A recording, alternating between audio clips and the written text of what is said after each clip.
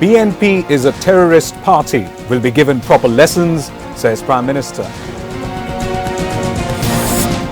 Hassan Sarwardi arrested.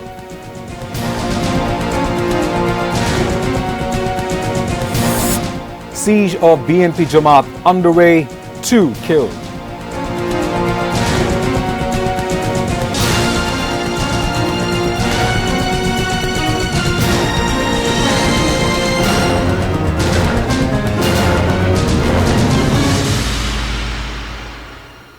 Those were the headlines. This is ATN News. Good evening, viewers. I'm Shahzan Hassan with English Bulletin. BNP is a terrorist party. It will be given a lesson applicable to terrorists. Prime Minister Sheikh Hasina made the remark at a press conference at Ganobabon on Tuesday. The press conference was organized to brief the media on Prime Minister's recent tour to Belgium, where she highlighted details of the tour. She said nobody will be able to obstruct polls in Bangladesh through violence. When asked about violence that unfolded on October 28 and different issues of politics, the Prime Minister said by killing policemen and torturing journalists, BNP has proved it is a terrorist organization. The party only deserves hatred of the people for violence. Claiming BNP does not want polls, the Prime Minister said the party is trying to destabilize the country.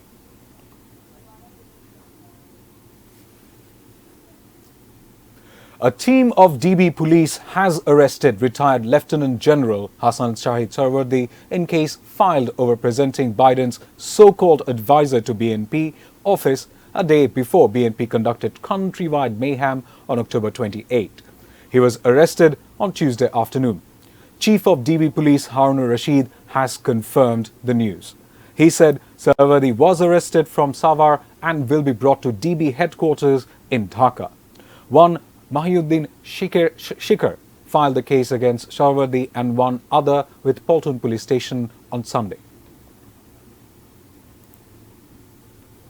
First day of BNP's siege program is underway across the country through sporadic incidents of violence. 2 people were killed in clash between police and BNP men in Kuliarchor of Kishorganj. Besides, 3 policemen were injured after being hacked by BNP men. More than 50 BNP leaders and activists were arrested from the capital during picketing. A sudden procession led by BNP's Joint Secretary General Khobor was brought out on Dhaka-Chattogram Highway at 7 a.m.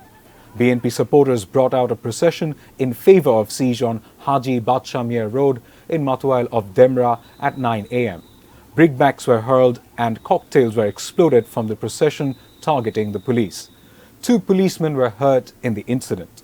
Later, additional police officers were deployed and 30 people were arrested in connection with the attack. Besides, processions were brought in several other places of the capital. The office goers had to face hassle due to lesser number of public vehicles on the road.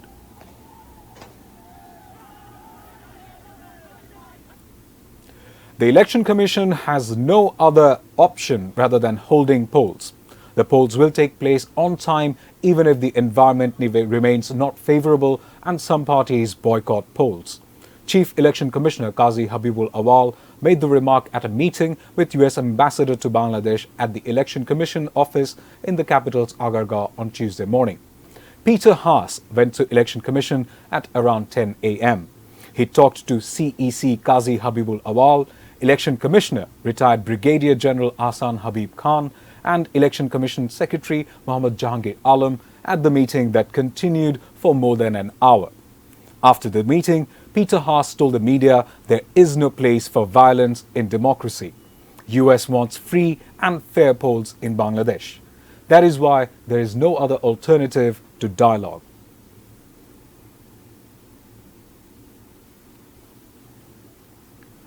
The Executive Committee of the National Economic Council, ECNEC, has approved 37 projects.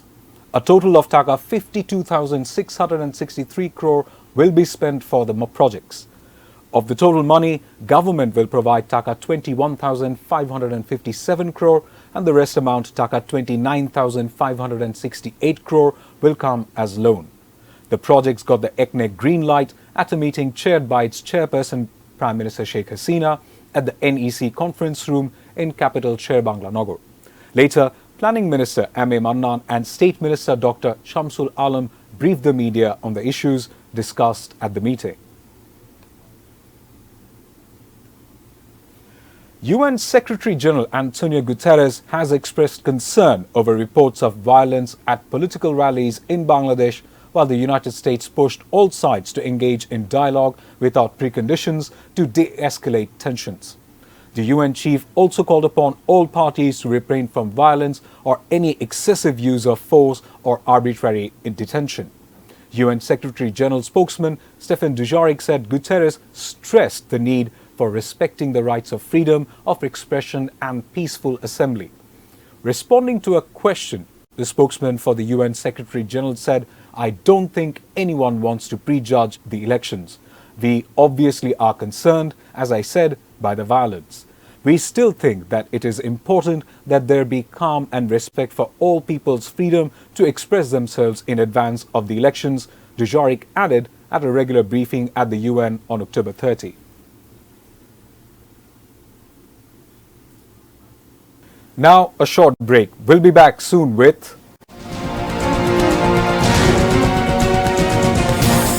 train to run over Podda Bridge from Wednesday.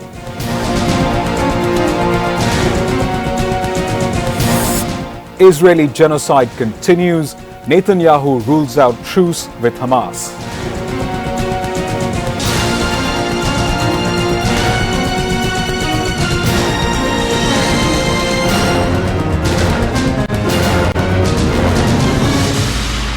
You are watching ATN News. This is English Bulletin.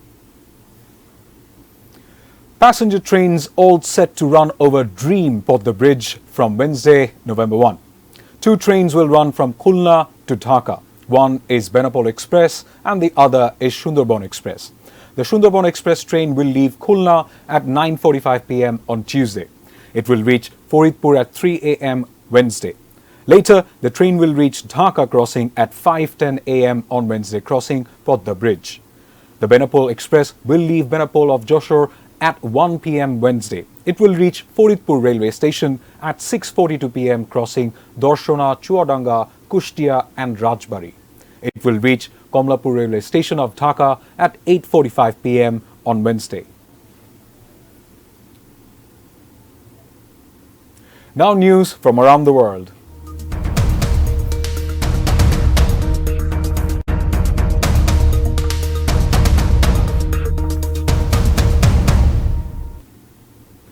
Israeli Prime Minister Benjamin Netanyahu has once again rejected the possibility of a ceasefire in Gaza. Speaking to reporters in Tel Aviv, he said such situation would constitute surrender to terrorism as well as to Hamas. Netanyahu made clear on Monday Israel would not agree to a ceasefire as the country's ground operation in Gaza intensified. Quoting the Bible, he said, "Now is the time for war." However, in an emergency meeting of UN Security Council, UN relief agencies again called for a ceasefire for humanitarian reasons. UNICEF claims the situation in Gaza is getting worse each hour. Palestinian children are paying high value with their lives. Hamas released video of Israelis captured in Gaza. Meanwhile, Israeli army demanded rescue of an Israeli soldier who was held captive by Hamas. Gaza Health Ministry claimed that around 8,000 people have died in Gaza due to Israeli airstrikes since the beginning of Israeli-Hamas conflict on October 7. US has started bulk buying Japanese seafood to supply its military there in response to the China's ban imposed on such products. US Ambassador to Japan Rahm Emanuel unveiling the initiative in Reuters interview on Monday. US took such initiatives after China's Japanese seafood ban due to Tokyo released treated water from its crippled Fukushima nuclear plant into the sea. Emanuel said Washington should also look more broadly into how it should help offset China's ban. He said this was part of its economic wars. China had been the biggest Japanese seafood buyer, imposed ban due to food safety fears. Emanuel added it is going to be a long-term contract between US armed forces and fisheries and co-ops in Japan. This will feed soldiers as well as being sold in shops and restaurants on military bases will increase over time to all types of seafood. G7 traders ministers on Sunday called for immediate repeal of bans on Japanese food. Russian Defense Minister Sergei Shoigu has accused the United States of fueling geopolitical tensions to uphold its global dominance by any means and warned of the growing risk of confrontation between nuclear-armed countries. Addressing the Jiangshan Forum, China's biggest military diplomacy conference, Shoigu also claimed the NATO alliance was trying to expand its footprint in the Asia-Pacific under the pretense of seeking dialogue and collaboration with regional countries.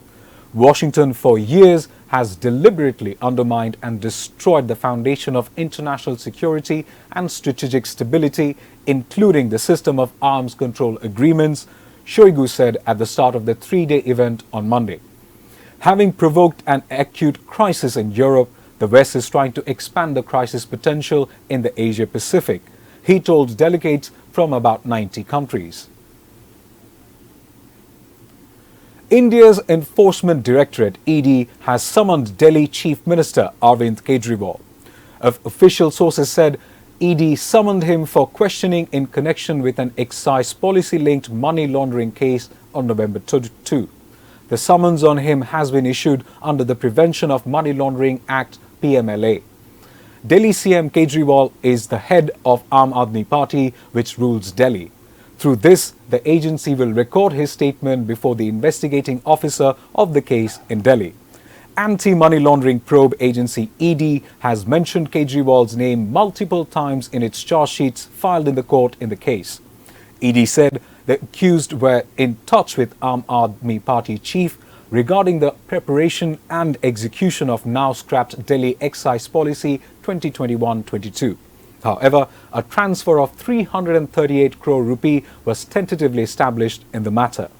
India's Supreme Court rejected two separate bail pleas of Kejriwal's former deputy Manish Sisodia in corruption and money laundering cases related to the alleged Delhi excise policy scam. Now, sports news.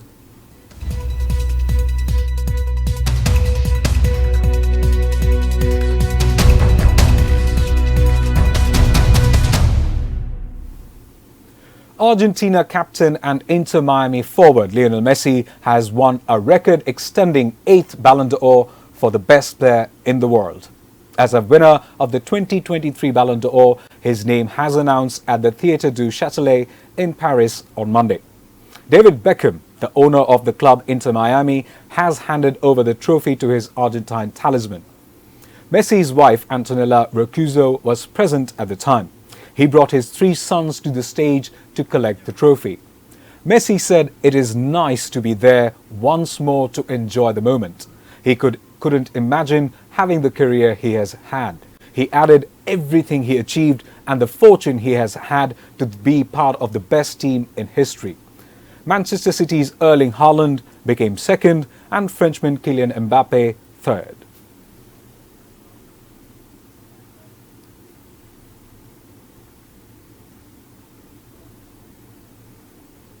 Before ending the bulletin, the top stories once again. BNP is a terrorist party, will be given proper lessons, says Prime Minister. Hassan Sarwardi arrested.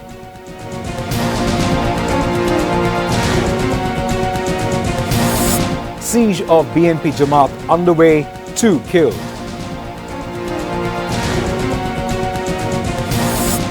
Train to run over Podda Bridge from Wednesday.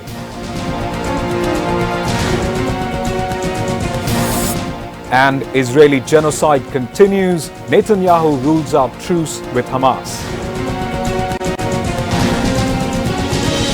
That's all from the newsroom for the moment.